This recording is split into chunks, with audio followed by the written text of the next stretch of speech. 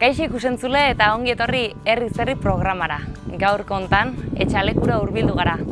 Imotz Aranan kokatua dagoena eta bertako herririk koxkorrena dena. Bertan udala dago eta bertatik eramaten dira administrazio eta bestelako kontu batzuk.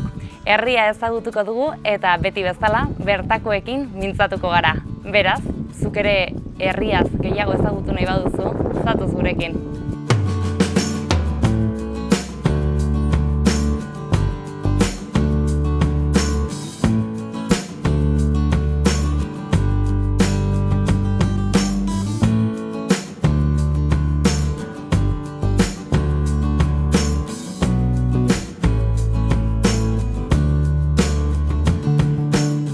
Etxalekuko iturrian elkartu gara, Begoña Okinarekin. Zer moduz, Begoña? Oso ongi, primeran. Bueno, konta iguzu, Begoña, ez dakienarendako, etxaleku non dago kokatua? Etxaleku Imozko Aranen kokatuta dago eta Imozko herri handiena da. Hemen dago udaletxea. Eta nolabait esateko, hau da Araneko edo burua edo, herri nagusiena. Orduan, Araneko herri koxkorrena izaki, inguruan zenbat herri ditu? Imotzen beste 7 herri daude, eta gero Imotz bera, Basaburuan du beste ondoko Arana, Ultzama ere hurbil, eta gero Atez, Anue beste aldetiken ere. Eta Irurtzundiken, ez dakit, 12 kilometrotara edo dago. Txiki alda zuen Arana, biztanle aldetik? Bai, txikia eta txikitzen ari dena, hori da pixkat kezkagarriena ere. Orain momentu honetan 400 biztanle inguru egonen gara, Imotz guztian, eta etxalekun 100 aldera, pixkat gehiago, zerbait gehiago. Behar bada erroldatuta gehiago 110 edo, baina bizitzen gaudenak 100 gutxi gora bera. Etxalekun sartu garenean, harritu gaitu herriak nahiko koxkorra ematen du biztanle kopurua baino koxkorragoa agian. Azken urtetan berakada handia egon alda biztanleri kopuru aldetik? Bai, orain momentu honetan pixkat heldu diogu, gazte batzuk gelditu dira, ni bezalakoak ere baita, baditugu 2-3 ume bakoitzak, eta elkarrekin eta egiten dute kuadriltxo bat, baina hor jende asko joan zen garai betian, 40-50 inguruko jende asko Iruñera joan zen, lanera eta jan gelditu ziren bizitzen. Eta, ni eta beste nire anaia ere hemen gelditu zen, eta gero beste lagun batzuk ere badira, baina oso gutxi, oso jende gutxi. Pixka bat honi heltzen diogun, baina nahiko orokorrean hori gertatzen ari da, Arana osoan. Gero badira beste herri batzutan, jende kanpotiken ere etorri direnak bizitzera, baina ona ez zain beste, badira, 2-3 etxe, hola, jende etxe berriak egin dira ere, hori ere aipatzeko da, batzuk herrikoak bertakoak, eta gero beste batzuk kanpotiken etorri direnak ere, baina txikitzen biztanlego aldetiken eta asko sufritzen ari da Arana hau. Arana bertan dauka udaletxea eta udaletxearen ardurak zeintzuk izaten dira, nola antolatzen zarete? Udaletxean kargo egongo litzeke ura, errepidek, gero beste zergak, hori beste Aranetan gertatzen den bezala bai lurraren lotuta dauden zergak edo etxe bizitzanak, eta gero udaletxeak egiten ditun zerbitzu, honekin zer ikusia dutenak, bai lizentzin kontuk, urbanismoa berak eramaten du ere, gero lizentzia aktibidadeko aktibidad klasifikado esaten dena, bai lurrarekin zer ikusia dutenak, edo nekazaritzatik, eta horiek izango litzeke, gehien bat, Eskolara joateko orduan, aipatu duzu haur batzu daudela herrian, Nola antolatzen zarete? Badago baiaran eskolaren bat edo ingurutako haranetara joaten zarete? Bai, gehien bat, hemen tokatzen dena konzentrazioa edo egintzena bere garaian, oindola 50 urte edo egintzena, eta orduan etxalekutiken aurrea, hemendiken bera, nola baita esateko ez, Basaburu geldituko da Larraintzarren eta Imotz guztia Irurtzunera. Eraman gintuzten, hortarako autobusa bat jartzen dute, goizetan umeak hori hartzen dute, autobusa hartzen dute, eta eskolan han bertan bazkaldu, eta gero bukatzen denean berriro autobus etortzen dira. Baina badira batzuk ere, Basaburuko hor jaunsarasa eramaten dituztenak, haiek aukeratuta, eta beste batzuk ere Iruñera, ez? Edo ikastola batetara, edo beste hizkuntza eredu bat hartu dutelako. Jaunsaratzera eramaten dituzten gurasoen arrazoiak normalean geografikoak izaten dira, edo beste arrazoi batzuk egoten dira gibelean? Bai, beste arrazoi batzuk, zeren geografikoki etxaleku izango litzeke Irurtzundiken urrutien dagoen herria, nola baita esateko, eta etxalekutiken beti joera beti Irurtzunera izan du da. Gero jendeen ohitura ere hori pixka bat bere garaian hori kontutan ere hartu zen, hemengo jendea bai feri ezela eta guztiak Irurtzun aldera joaten ziren. Orduan ni uste dut hori ere horrela pixka bat hori errespetatuz edo kontutan hartuta, ez? Gero medikua ere Irurtzenen dugu. Eta beste batzu, jaunsarasa behar bada ikasteko eredu edo zerbait pixkat desberdin edo eskintzen zutelakos, edo hori probatu nahien, edo hori gustokoagoa hori zutelakos. Laurehun biztanle 8 herritan banatu da, eta zerbitzui dagokionez, dago etxalekun adibidez zerbitzurik? Tabernak, dendak... Bai, bada hemen ostatua,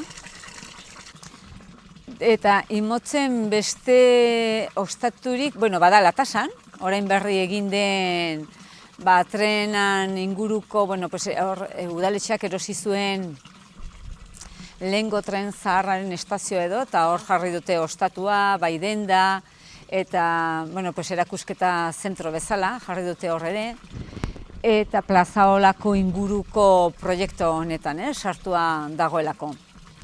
Eta gero, etxalekun, herrietan bada, gehienetan, horrelako elkarte edo, elkarte edo soziedadek eta hola, badire gehienetan, pixka jendea hor juntetzen dire eta horrela, eta gero, Latasan bere garaian bazen, jatetxe eta, hori ja itxita dago, orain dela urte batzuk, eta Goldaratzen, bada ere beste jatetxe bat, oso ezaguna, eta gero, landa etxeak eta herri gehienetan bada, landa etxeren bat, eta beste zerbitzu ondirik ez gero, erosketak eta egiteko, eta hurbiltzen dira, herrioketara etortzen da egunero ogia saltzen duen, okina, gero etortzen dira arraina saltzera, astean bitan, eta beraiek ekartzen dituzte, denetatiken ez, etxetan behar izaten diren gauz gehienetatiken, edo esenia eta kafea eta azukrea eta olakoak. Eta gero beste bat, horrela izoztuta ekartzen dituzten gauzekin ere ez. Eta, arraina gehien bat, baina narai ere, eta horrelakoak. Printzipioz, gauz nahiko izaten da. Eta gero bada hor jaunsarasen beste dendatxo bat, baina ja hori Basaburuko haranan dago ez. Eta, gehien bat, horrela moldatzen gara, oso ongi moldatzen gara, eta gaur egun, gehienak Iruñera eta joateko aukera ere izaten dute etxeko gehienak, ez? Norbait izaten da, etxean kotxea dutenak, eta, Iruñetiken ere egiten dira erosketak. Baina hau izaten da gehien bat, eta orain konfinamentuan eta gelditu garenak, eta horrela ikusi dugu, nahiko izaten dela askotan, ez? Ez da behar bada baridade asko, baina beharrezko diren gauzoiek ekartzen dituzte beti herritara.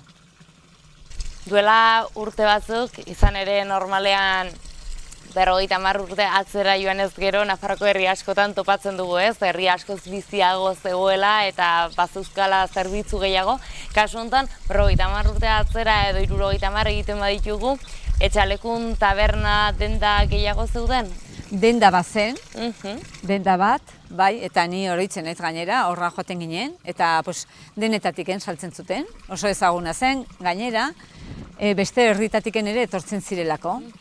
Ba, bueno, nik entzuna ez, nire ama Zarrazkoa zen, edo da, esaten du oraindik, eta, bueno, pues, etxalekura etortzen ziren mendiz orduan, karretarik eta karretera eta guainekin egin gabea zagoenean, eta nik uste dut hori zela, bueno, eta gero latasan ere bazen zerbait.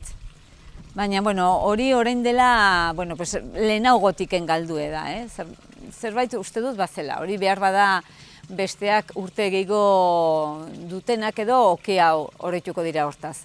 Eta txalekun bai, oroitzen naiz oso ongi nola egoten zen beti etxean bertan zuten denda, eta orduan beti zerbitzatzen zuten. Tabernak ere gehiago zuten? Ez, beti taberna bat izan du da etxalekun, gaur egun ere irekita mantentzen dena, hori herriko etxea da, eta alokatzen da, eta bueno, pues, izan du dira urteak itxita egon du eduki dituztenak ere, pues, jenderik etzeolako, edo, baina guain ja urte batzu badira taberna irekita daukagula, eta horrela ostatu, horrela ni uste bai, etxalekun dagoen bakarra den, emotzen dagoen bakarra. Bai, moskitzen ere badute, baina elkartea da, eta hau izango da. Begoña, aipatu diguzu zerbitzuak, antolaketa nolakoa den udalean, gutxi gora bera, baina zu konta iguzu pixka zuta, zu bertakoa zara, bertan jaioa, bertara etorria? Bai, bueno, ni gurasoak ama Zarrazkoa zen, aita Arruizkoa, eta bueno, pues, ni 4 urte nituenean edo etorri ginen, eta bueno, ja gehozti beti hemen bizitu gara. Nire anaiak ni nintzen zarrena, gero beste bi anai, eta ja ni beti hemen bizitu izan naiz. Gero hemen ezkondu nintzen, txalekun bizi naiz, eta hemen azten ditut nire bi umeak ere. Bai. Erabakitzeko momentua iritsi zenean, non bizi, argi zeneukan etxalekun izango zela zure lekua? Bai, nik ez dut beste aukerarek inoiz planteatu, ez? Beti pensatzen nuen etxalekun, eta bai, ez dakit, ikasten eta egon nintzenean, eta orduan Iruñera joan nintzen, baina beti etortzen nintzen asteburutarako eta horrela, eta beti ez dakit aukera ere zeitun bilatu nun, bada nork ez duten hemen aurkitu beste etxerik egiteko modu edo zerbait erosteko edo. Baina, bueno, nik izan du nuen, eta bai, oso garbi izan du nuen, baina egia esan ez nuen beste aukerarik ere inoiz planteatu, beti bai, garbi izan du nuen. Etxalekun herriko giroa badago, ongi moldatzen zarete zuen artean, harreman estu dituzuen, nola moldatzen zarete? Bai, harremana oso estuak dira. Azkenian, bueno, biztanlegoa oso errotuta dago, ez da movimendu handirik, ordan herri txikia da, eta bai, ezagutzen gara, guztia bat familia bagina bezala, ez? Badakegu bakoitzaz nun egiten duen lan, zer dutan joaten den herritik gutxi gora, bera, zer dutan etortzen den orduan bai. Ongi ezagutzen dugu elkarren egoerak, eta ongi ezagutzen gara, ez? Eta gero harremanak ere estuak dira, beti izan du dira, ez? Adinez eta pixkat bat eta bestek eta pixka bat bilatu du bere lekua, baina bai, harremana ona dira, eta bai adin desberdineko jendiekin ere, ez? Hori ere izan du da beti hemen herritan zure adina berdineko jendik ez bazen, moldatzen zinen handiagoekin, txikiegekin, eta guain ere berdin gertatzen da. Umeak horrelkartzen dira plazan, eta 12 urteko eta 3 urtekoakin, eta elkarrekin jolasten ibiltzen dira, jostaketan elkarrekin bai. Gaur egun gutxi gora bera, zenbat aurrero daude etxalekun?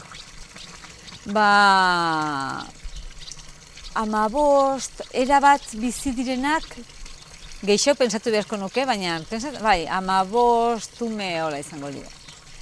Eta erranduzun bezala, hien arteko harremanak ere imaginatzen dut herrian nahiko estuak izango direla, ezta? Bai, beti laguntzen du eskolara ere elkarrekin joatea horrek, ez?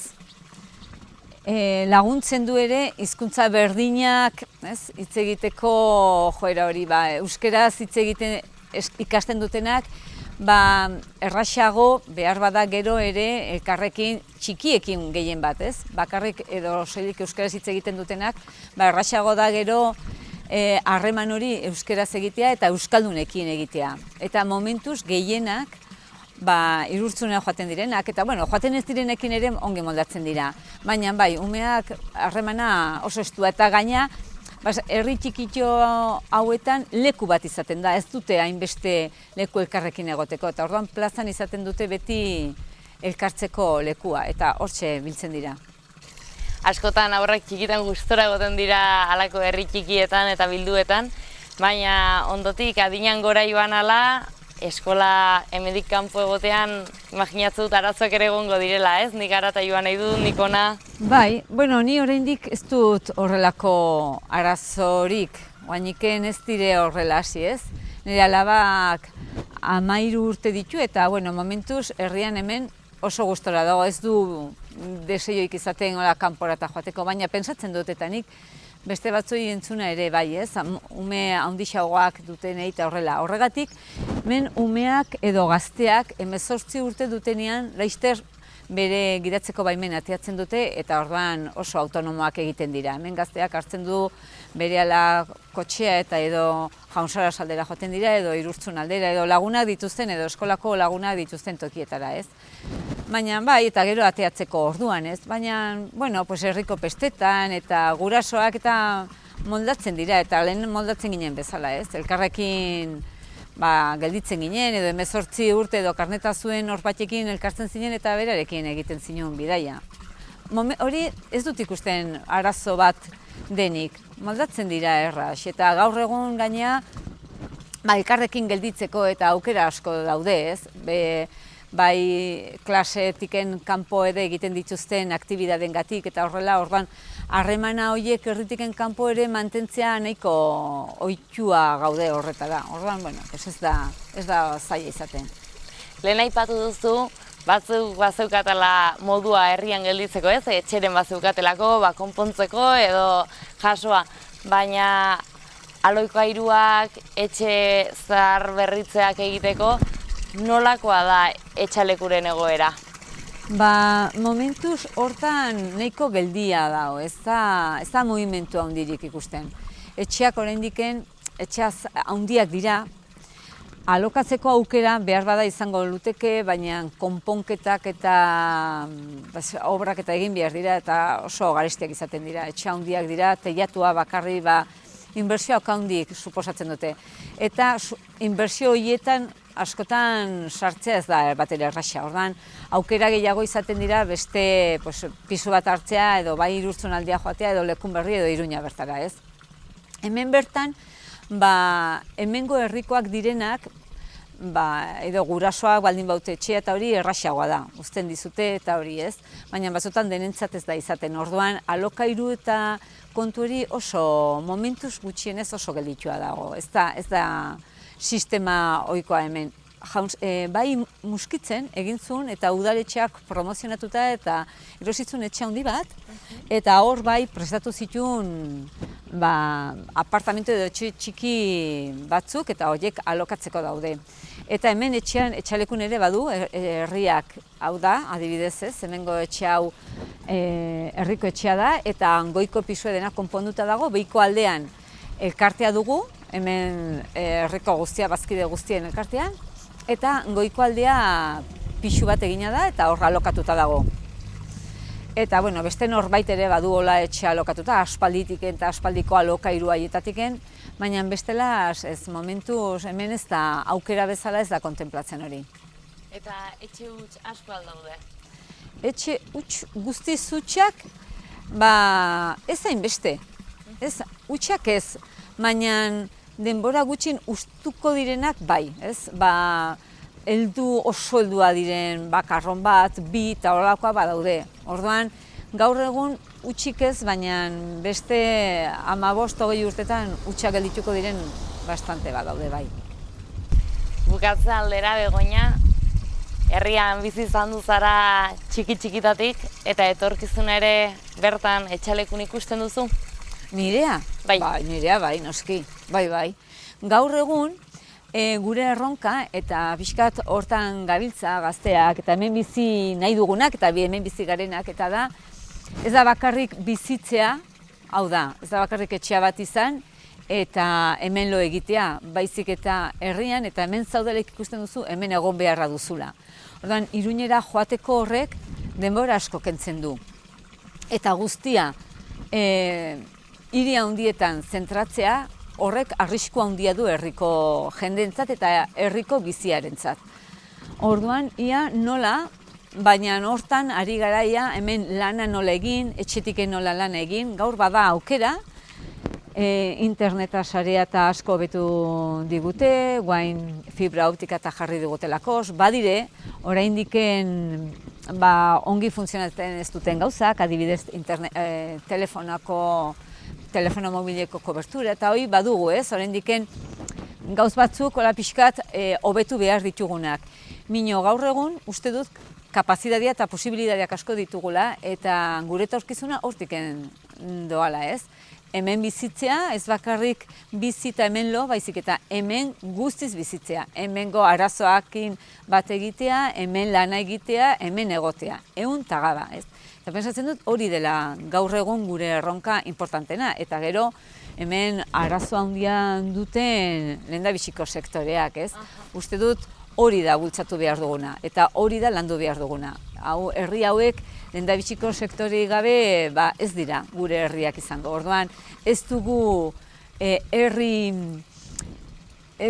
nola baita esateko lo egitea etortzen diren etxe batzuen koka leku bat izan behar, ez? Hau da, bizitzeko eta hemen bizitzeko lehendabiziko sektore primarioa behar da, beharrezkoa dugu, eta hori izango litzeke guain gure erronka. Nola hemen gelditu, baina nola hemen bizi atera, eta hemengo lanakin gure familiak hasi. Hori dela, uste dut hori dela, gure etorkizuna eta hor dagoela, ez gaur nire etorkizuna, baizik eta nire umena eta hauen umena, ez?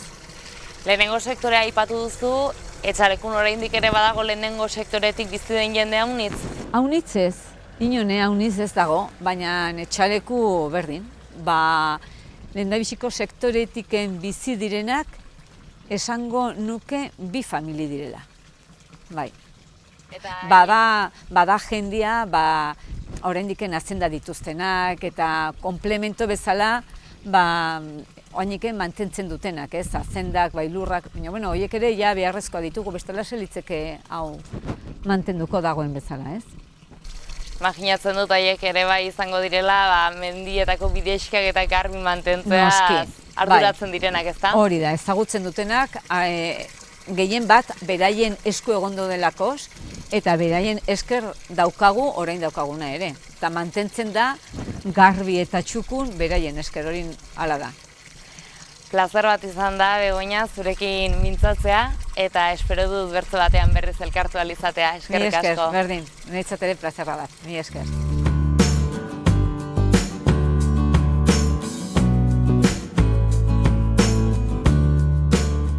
Eta Etxalekuko karrikan topatu gara Sagrario alemanekin. Kaixo, Sagrario, zer moduz? Ongi eta zue bai. Ederki, konta iguzu, Sagrario, zu Etxalekun jaioa zara, bertara etorria? Hemen jaioa, hementxe hurbil, ondoko etxean, plazan berian dagoen etxe hortan sortu naiz, eta hemen bizitu naiz, txikitan, eskolara hemen joaten nintzen, eta gero ja 12 urtetan edo ja ikasketak egitera kanpora atera, baina beti udan eta beti hemen egoten nintzen, beraz, segitu dut, gero ere lanian hasita ere segitu dut ona etortzen beti udan, eguberrietan, aste santuan, oporraldi guzietan eta asteburuetan ere bai. Eta beti hemen egon naiz erroldatua. Bertan jaio, eskolara gana, gaur egun itxita dagoen eskolara, ezta? Bai, hemen badire eskola etxea eta eskola zarra.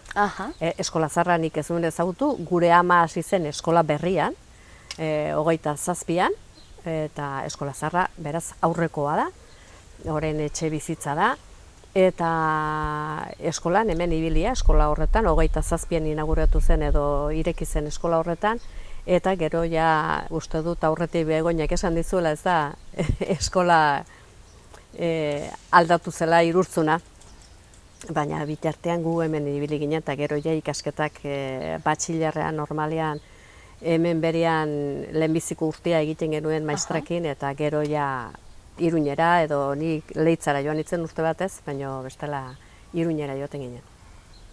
Garai hartan eskolan aurra unitz zinagozten? Bai, hemen beti neskatuak eta mutikoak elkarrekin ezagutu izan dituguk, eta izaten ginen 30-tik 40 bitartean. Gaur uste dut 19 aur edo daudela 16-17 urtetik berakoak. Imaginatzen dut herria ere biztanle aldetik askoz handiagoa izango zela, ezta? Gazteagoa.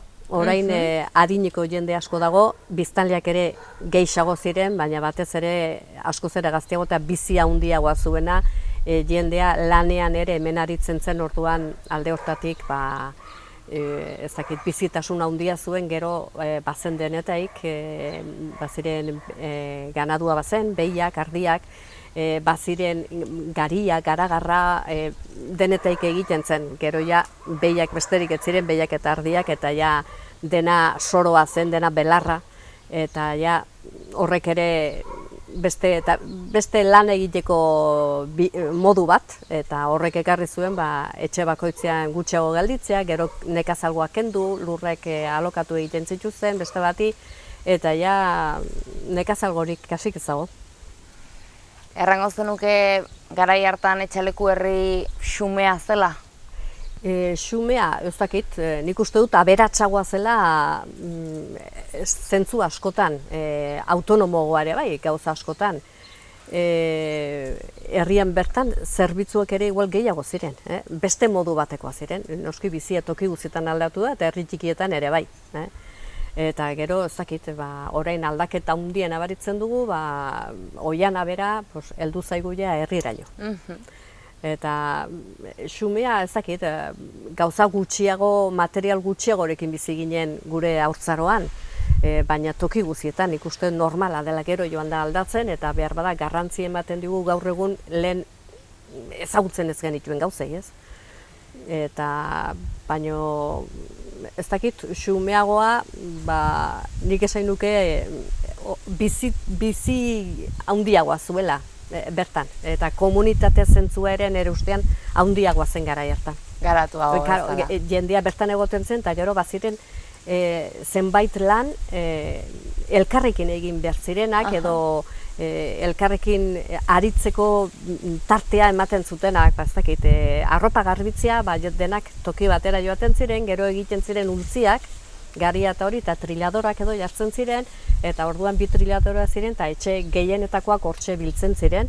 Orduan, lan asko ziren, belarretan ere batzutan, etxe batekoa bestekoai laguntzen zioten, orduan, igual gehiago egiten ziren horrelako lanak, eta orain jendea adinekoa da gainera, eta orduan askotan gutxi ateratzen da jende hori, eta gutxiago esan nuke pribatuagoa edo dela behar bada jendea, ez? Orduan zentzu hori orain handiagoa da, eta lehen komunitate bat osatzen genuela nik uste dut handiagoa zela. Ikasketak egitera kanpora joan zinen, bakarretako izan zinen, edo zure generazioan jende dexentek hartu zuen autu hori?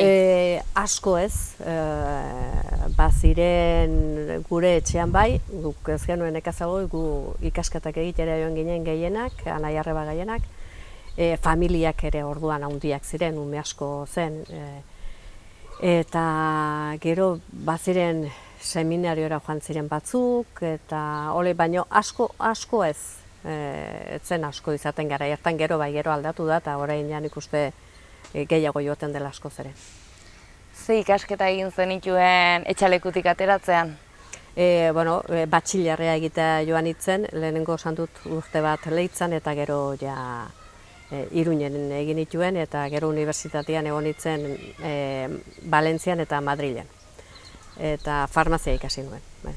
Herriko unibertsitatera joaten lehenengo emakumeetako bat izango zinen, ez bazaren lehenengoa, ez da?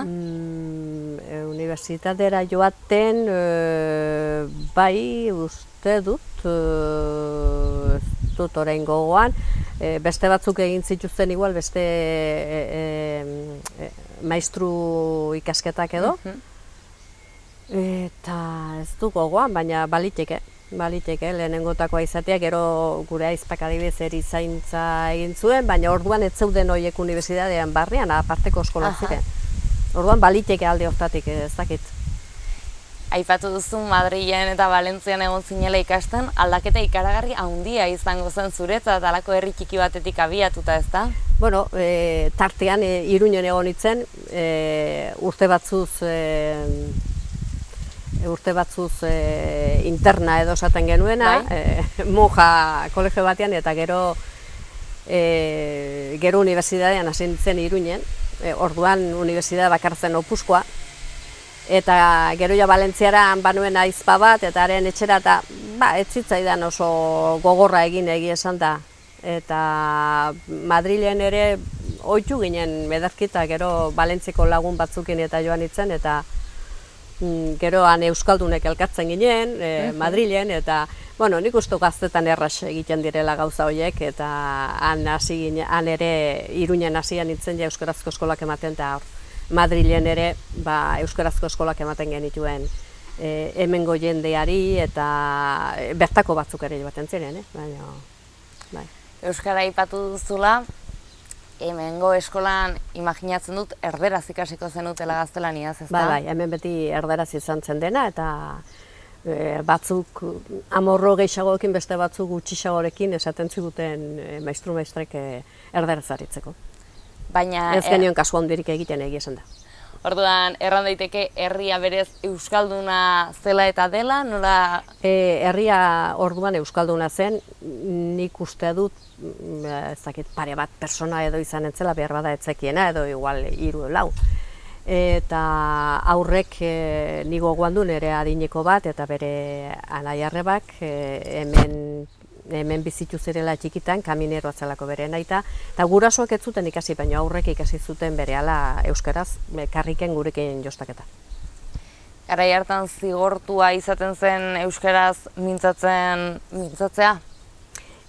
Zigortua guri esan egiten ziguten, erdaraz egiteko, gero apaiza genuen eta joaten ginen doktrinera edo katezismora, eta han doktrine ikastera, eta han euskaraz egiten genuen apaizekin den euskaraz, eta eskolan dena erderaz, eta gainera erderaz egiteko, baina gu gure artean ezinezko zitzaigun nik uste, nik kostientiki gainera ez nuen nahi, eta nik uste gure anai-arrebak ere ez, baina bestela ere ateratzen zitzaigun euskaraz aritzea, gaur ez bezala. Gaur alderantzizkoa da, Irurtzunera joaten direnak eta Jauntzara joaten direnak ere ari dire euskaraz, euskaraz ikasten, baina gero nik hemen entzuten ditut plazan eta erdaraz ari dire beraien arte. Gaur egun sagrario euskaltzain osoa zara, eta euskararen munduarekin beti eduki duzu ez, harreman oso estua irakasle bezala, eta imaginatzen dut zure bizitzan hainbat alorretan. Maitasun hori edo euskararekiko atxikimendu hori etxetik jaso zenuen, herrian jaso zenuen, nola bizi duzuzuk? Nik jaso nuen etxean. Kontziente izatea, euskalduna naiz eta euskaraz hitz egin behar dut, hori etxean jaso nuen, eta nire hizkuntza euskara da, hori etxean jaso nuen, eta gero nolabait euskaraz aritzea berezkoa zen herri honetan, orduan niri hemen benetan erdaraz entzutea edo anekdota bakar batzu badire, igual erdaraz elizen norbait astea, eta niretzat sakrilegio bat zen hori nolabait esan ez. Oso gogorra etxaleku eta erdara ez nituen inorare lotzen al. Hemen beste herri batzutan, erdaraz ari ziren, gure adinekoak erdaraz ari ziren, imotzen herri askotan. Goldaraz, Zarrantz eta Muskitzen izanen ziren, igual euskaraz gehien ari ziren herriak, eta bestetan erdaraz gehiagoa itzen ziren, roskotzen gu baino zartxagoak euskaraz ari ziren, baina gure adinekoak erdaraz ari ziren gehienak. Zure ustez, horren gibelean, zer zegoen adibidez, kasu honetan apaiza euskalduna izateak uste duzu lagundu zuela herrian euskara mantentzen? Nik uste dut horrek lagundu zuela, eta gure aitak ere bai, gure aita Maiortarra zen, eta bera idazkaria zen, Imozko udaleko idazkaria zen, eta nik uste dut horrek ere lagundu zuela, gero gu senide bederatzi senide ginen, eta orduan adin diferentekoak, eta nik uste dut ja barneratua genuela euskararen kontua, eta horrekin ere, eta gero, ez dakit, esan duguna, paisa gauza asko izan daitezke, batzutan hoiek noski eragine bazutela, baino segurazki beste gauza batzuk ere izanen ziren, ez dakit. Mantendu genuen, eta batzutan aski da, alde egon daiteken bezala aski da baten bat kontraritzea edo maestruren batek oso gogorra egitea edo, igual aldatzeko gauzak, gero nik uste dut soldaduzkak ere aldatzen zeula, gizon asko itzultzen zela igual etxera nik umeak izaten baditut, nire aurrak gaztelania ikasiko dute. Eta nik uste gauza horiek denak eragina izan dutela alde batera edo bestera jotzeko. Orduan, faktore bat baino gehiago izaten da beti eragiten duena, ez da. Inguruko egoera azaldu ondotik Iruñara joan eta iaia euskaldunik ez topatzean harritu ere zinen egingo, ezta? Bai, berezia zen orduan, euskaraz ez zuten egiten, eta hortaz gain gainera nik gogoan dut kolegioan esaten zigutela lagunek, beste herri batzutakoak, eta eta nola euskalduna zarela, euskalduna? Eta hori, bino zer da, ze hizkuntza da, hitz egin zazu pixka bat, ja nolakoa den, ez dut inoiz aditu.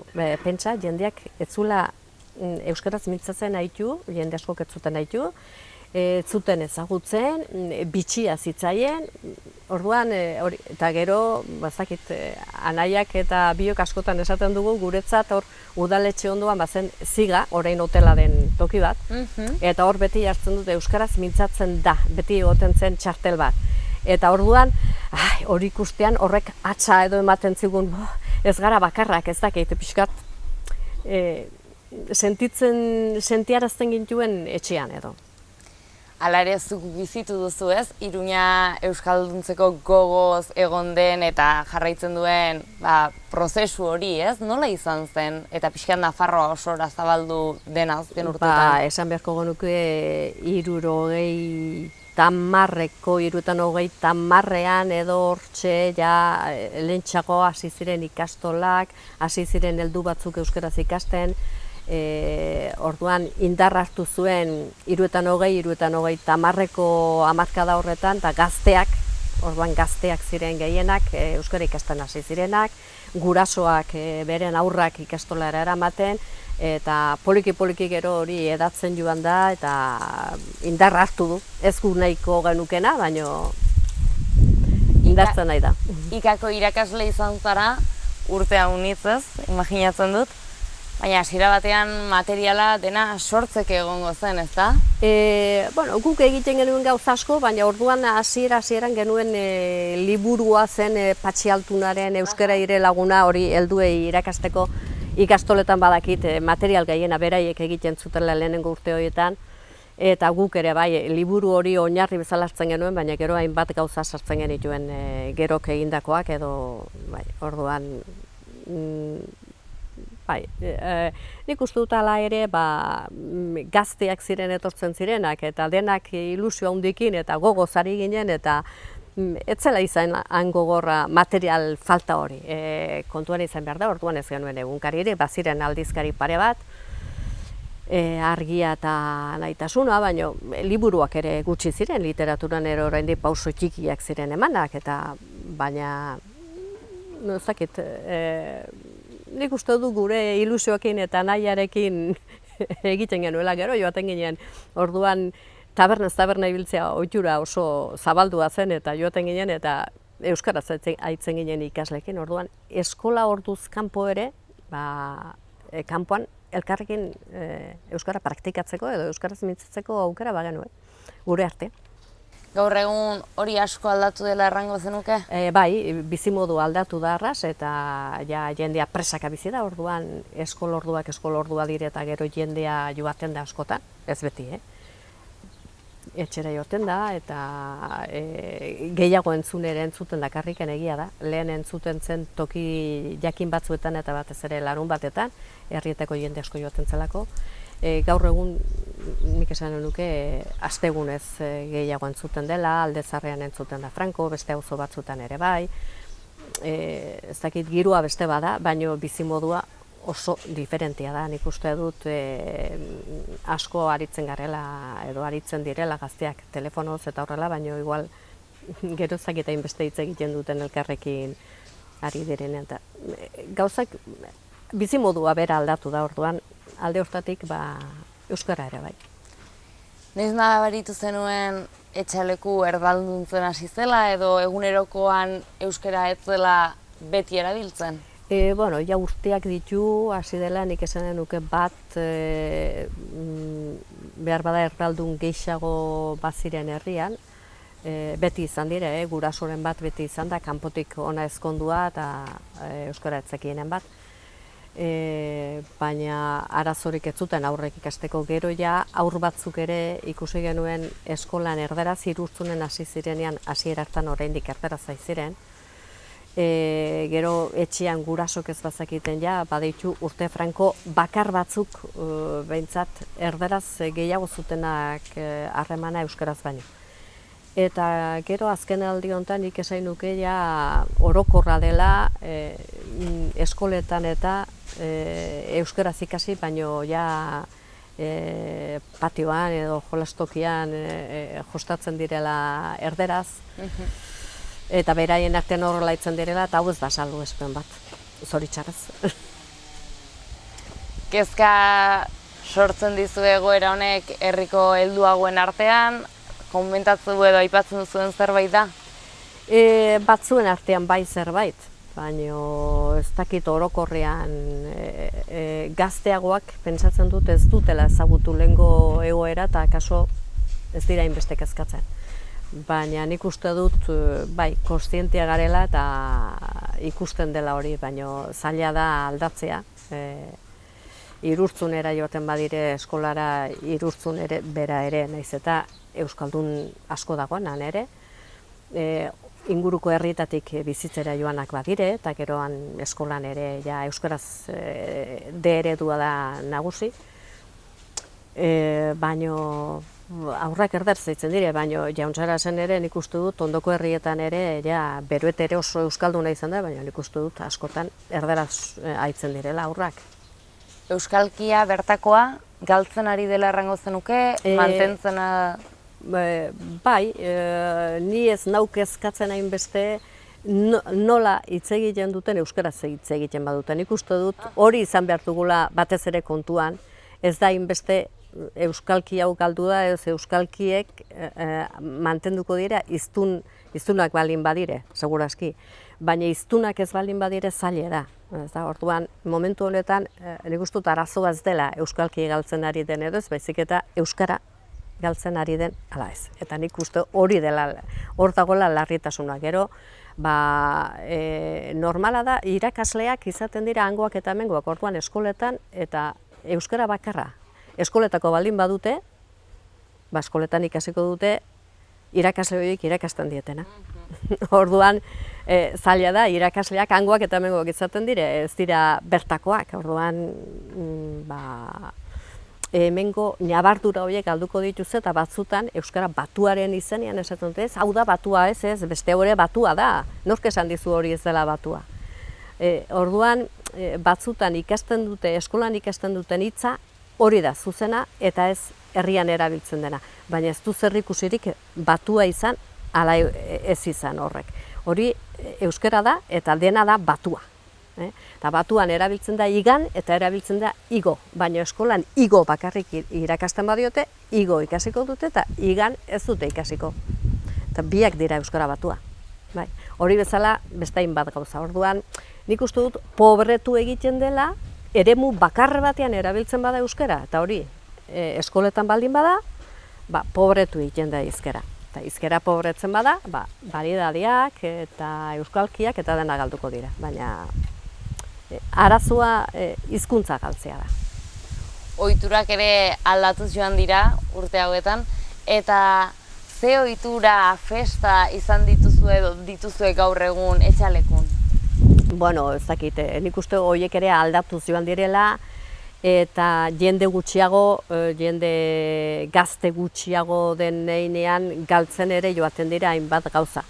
Ez dakinik esan nuke ioteak edo inauteak, hemen ioteak Frankoren garaian egiten ziren, bai, gaztea bat zeudelako. Eta orduan, mantendu zen hori, naiz eta debekaturik omen zeuden, baina hemen egiten ziren. Eta gero ja gauza zabaltzen hasi zenean eta toki guztietan hemen galdu dira. Baina zergatik? Jende gazte gutxi dagolako. Nik uste dut hori dela arrazoi nagusia. Orduan, ioteak egiten ziren otsaila aldera edo gero aldatu ziren eta errege egun aldera pasatu ziren. Hau da, urtarrilera nik uste dut ikasten ari ginelako batzuk, beste batzuk lanean, kanpoan eta horrela. Orduan, aurreratu egin ziren nolabait, eta orain ja ez dira egiten. Gero, horiek izanen ziren lehenengoak, gero hemengo patronoa edo da San Esteban. Eta orduan egiten ziren festak, festa xarrak esaten geniona, abuztuaren 3an, gero besta nagusiak edo egiten ziren irailaren 2an, hor ja 3-4 egun izaten ziren, eta gero abenduaren 26an ere egiten zen jai eguna, besta zen, 26an, San Esteban eguna delako. Eta gero urtezar egunean beti egiten zen, eta egiten da oraindik, hori mantendu dugu, herri bakanetakoa izanen da mantendu duena, beti esaten da Urdiain, baino Etxalekun beti egin izan dugu, itsason ere bai hemen ondoan, Basaburun. Ur berria etxetan banatzea.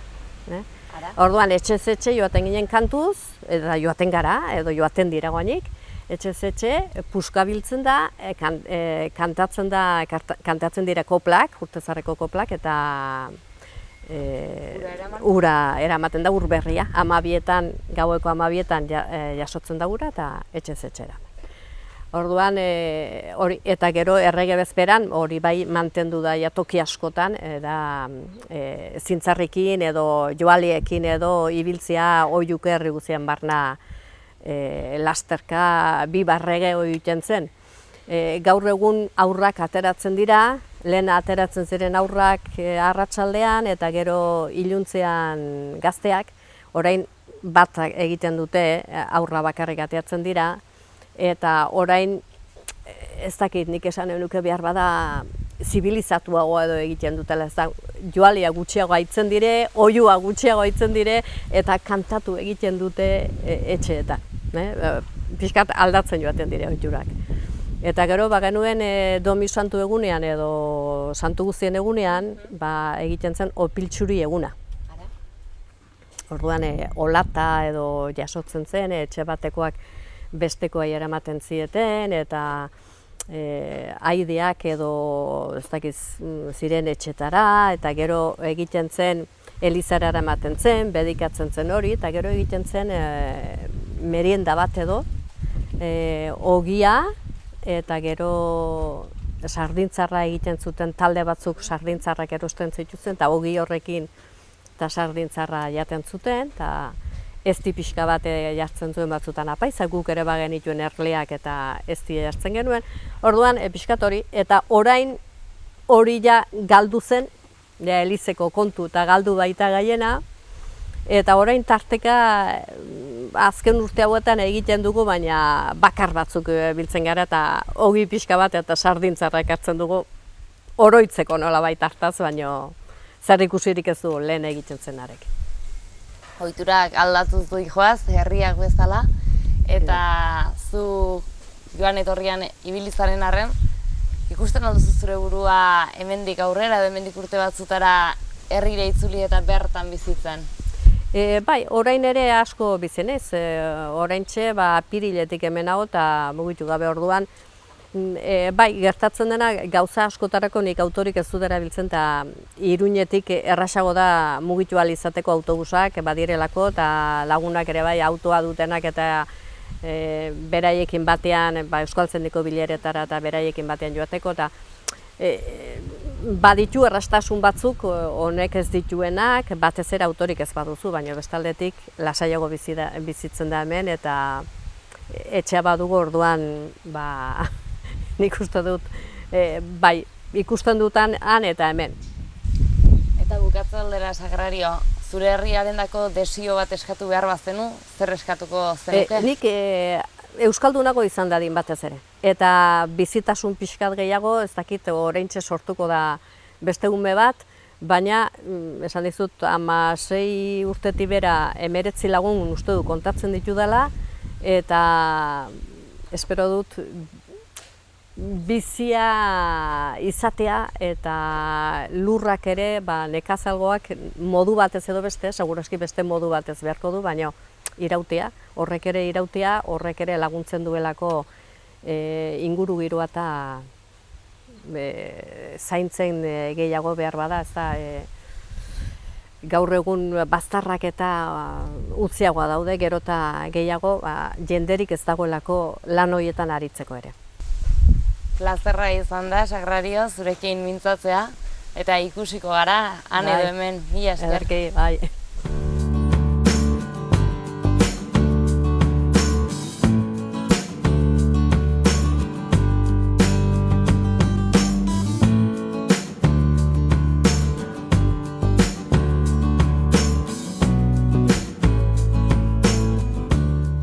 Elizako atarian, Jose Antonio Iriarterekin gaude, kaixo, Jose Antonio, zer moduz? Egunon, ongi. Konta iguzu, bertako altzarazu? Bai, bertan jaio eta beti, orain arte beti hemen lanean, aritu naizena beti azenda eta lur lanetan eta beti orain arte. Eta orain dikenez zer aurria segitzen dugu egiten. Etxetik heldu zaizu aziendetako eta afizioa eta bai, ofizioa? Bai, esan nahi nuke, nahi gaztean nintzela zurgin bialdu naizetela. Ara? Zurginekin, neurlanakin, banula bildadea, eta niri azenda gustatzen eta azendetan aritu izan du naiz beti lanean, orain arte beti. Eta etxeko aziendekin hasi zinen? Bai, etxeko azendakin 7 urtek artio, denak etxe guztitan bezala zen behiek etxe guztitan, gero bajatzen, joan zen, jeisten, eta gero iruen ertioen ginen hor, behitegi bat, eta hortiken bat jubiletzeakin, zesera joan ginen estadukatera zuliken. 2005an, eta esnetakoak kendu, eta bien ertio jarri ginen zen, behi gorrik aragitakoak. Eta hor ere ordua aliatu zaio, neri, eta utzi, eta goin hemen... Duela gutxi jubilatu berri, ez da? Jubilatu, bai. Herrian beti dani bizi izan zara? Bai, eta bai, beti herrian, beti. Eta herria haunitz aldatu duela errango zenuke? Bai, asko. Orduan, ni txikegoa zen, etxe gutxigo zen, nahiz etxe bako txetan jende gehiago, eta harreman gehiago ginen bat irguain ja aldatu ikusten dut, etxe asko, baina jendea kanpoan lanean dena, eta orduan kruze ikusten gidian, beti batzuk lanean, eta hor, beti elkarren kontran ibiltzen ginen, harreman asko gehiago ginen. Lehen ere, jende gehiago gonen zen herritik eta herriaren zaduan bai, zuena, ez dela? Herrin, denak, lana, iteakin, horrek ekartzen dizu, harreman handik izatea, laguntza gehiago behartzen duen igual. Orain, laguntza behar bala zure, jende gutxigo duzu, adindugua, helduagoa, adinez, eta ja mugatu egiten zaitu, mugak.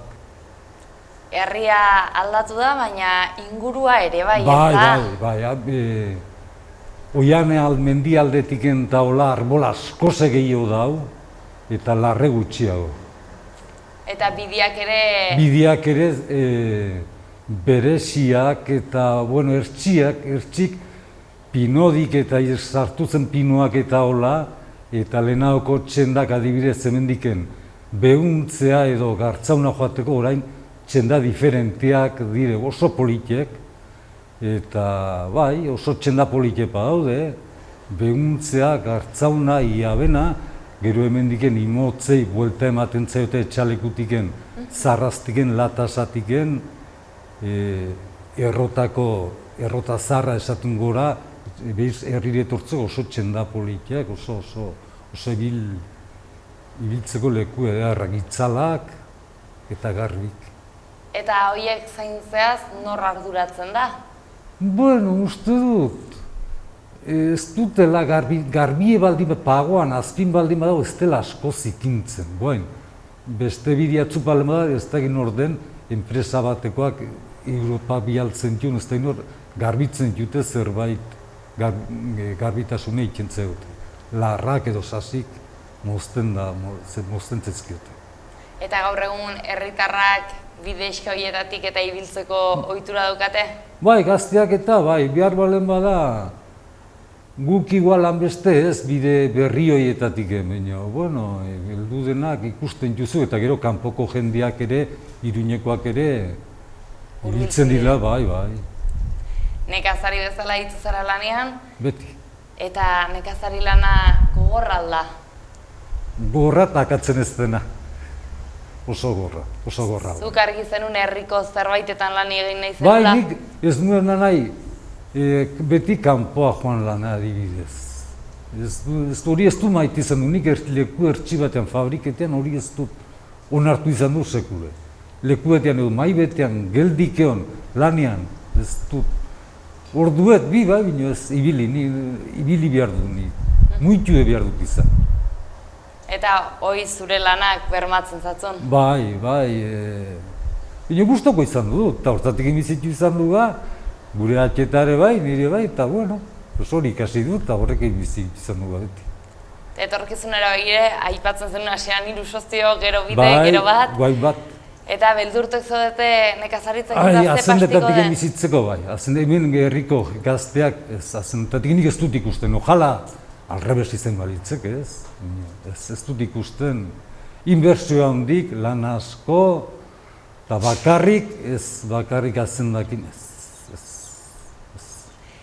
Gaurkoan, Jose Antonio, zu izango zara herriko etxoko batzuk erakusten dizkiguna. Bai. Eta gaurkoan, hemen Elizako atarian elkartu gara, baina Eliza hau ez da zar-zarra, ez da? Ez, 1857 da, lehen hau goi-goien zen, guain orain kanposantu da, anomentzen, eta gero inomentzuten hau.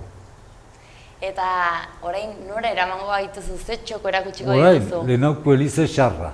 Ederki, bagoazen. Goazen.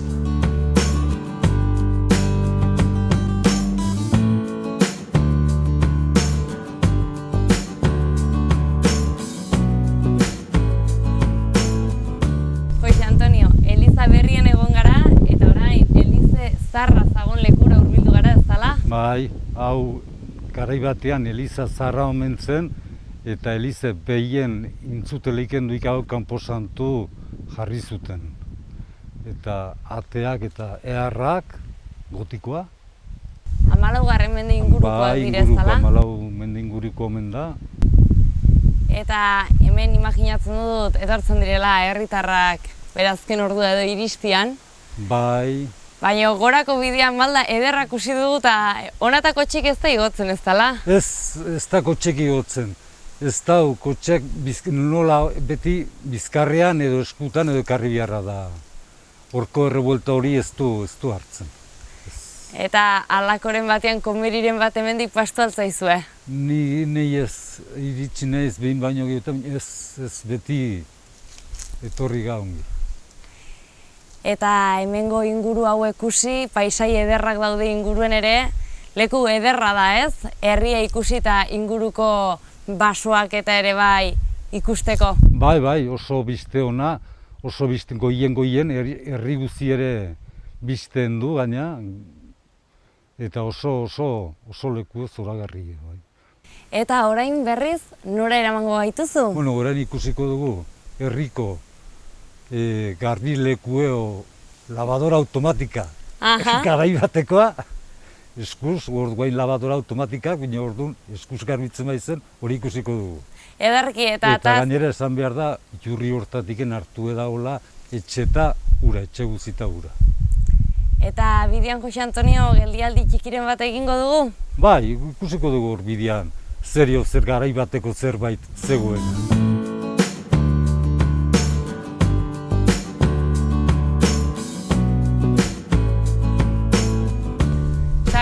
agurtu gara, baina berriz topatu, Jose Antoniori esker. Bai, hori da, zuek kanposantua ikustera joanak, bai, eta hemen kanposantutik hurbil, pixkat behitxixago bazen historio polita, 1000 ondar hortan edo gertatuen honbait, hemen inguru hontan ez dakigu xuxen non, baina omen zen jauregi bat. Eta jauregi hortan bizi omen zen Maria Iturburua. Emakume bat ja ondasun gutxikin izanen zuen jauregia, baino nonbait jateko eta nahiko gaizki biltzen zen, eta bigarren senarra omen zuen, Martin Muxu, baina ezkondu zen mutilekin edo lakaio agertzen da hor sententzian. Eta arekin ezkondua, baina ondasunik ez, eta alaba bat ere omen zuten, eta Katalina uste dut itzenekoa, eta ja, etzekin zer egin, bazitu non zorrak, erasungoren batek eskatzen zion ondasuna, eskatzen zion etxea, eta orduan honek, emakume honek saldu egin zuen, bere senarra Martin Muxu horren onespenakin, saldu zion etxea Felipe Beamont bati.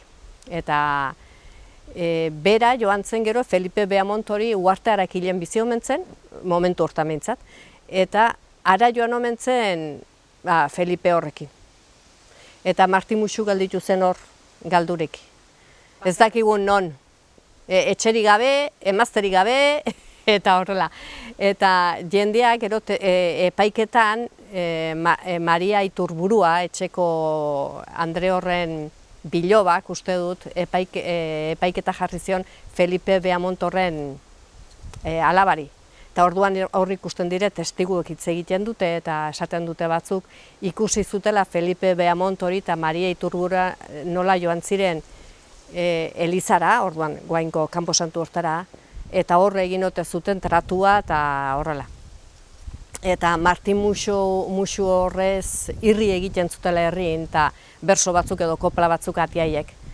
Eta hori bildu zen Iruñeko epaitegian edo 1500, hau da, segurazki hemen bizitu zen Nafarroko konkista baino lehenago, emakume hoi, eta gero, 1540an, 41an edo agertzen da idatzirik epaiketa hori nola izan zen eta horrela. Eta kopla hori, segurazki, lehenengotako euskaraz idatzia dagoena. Eta kopla hori badakizuzu nolakoa zen? Bai, ez dakitele xuxen, baina antzarak hankak labur, ez, barkatu, antzarak bai, uste dut esan duela, hankak xabal, buztana labur, nor berea demana da Bellako, eta Martin Muxu zen alako edo, bueno, beste modu batez bukatzen du azkeneko hitza, baina ala jainko, ala zainko edo ez dakit olako hitzen bat, oso garbi ez dakiguna zer esan nahi duen. Eta, bueno, hori pasatu da, ez dakit, 1541an edo. Osa, zaharrenetakoa, euskaraz idatzia agertzen dena, zaharrena ezpada, eta hemen inguru hontan gertatua, bai. Mila esker sagrario historia gurekin konpartitzeagatik eta segituko dugu bidean. Bai, ederki, ala, izan ongi.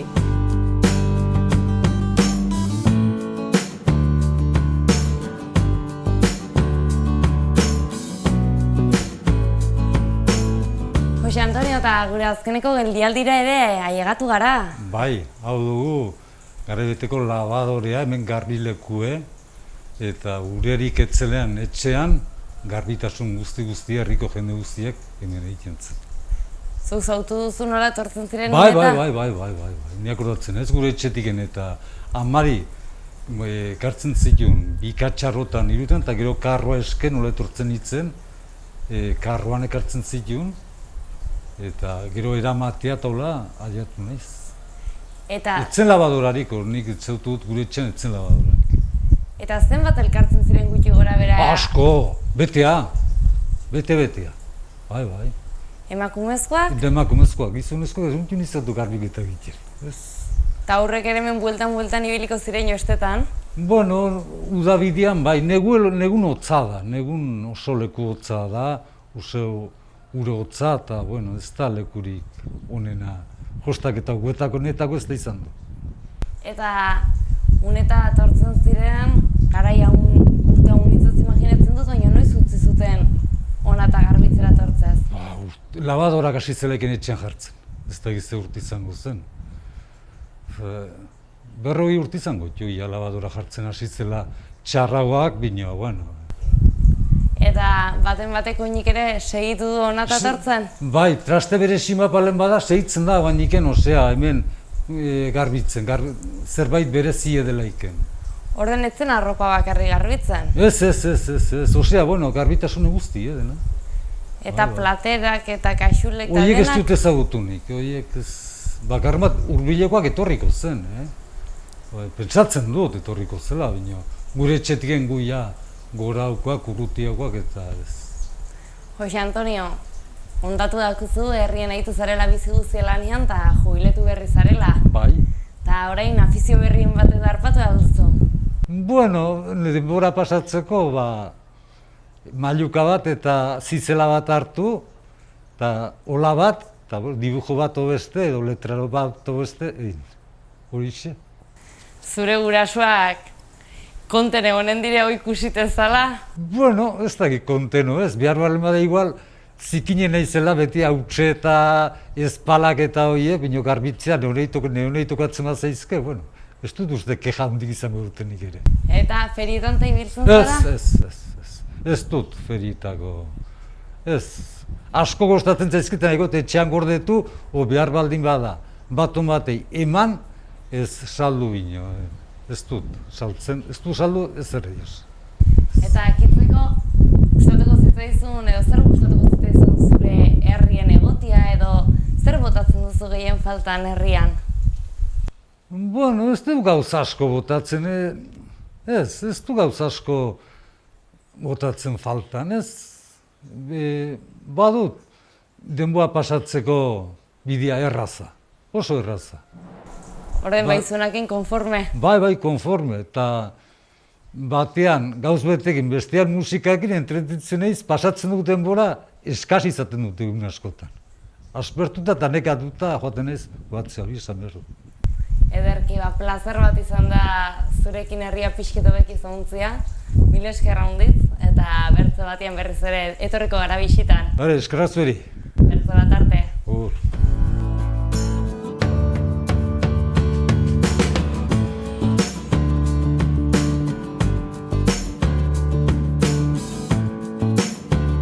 Etxalekun egon gara gaurko honetan, eta bertan ere ikusi dugu bai herria eta baita herria nola eraldatu den azkeneko urteetan.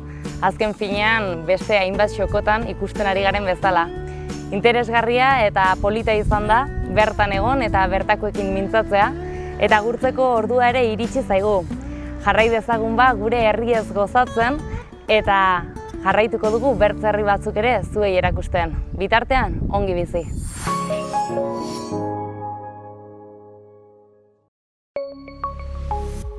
Gobierno de Navarra. Nafarroako gobernua.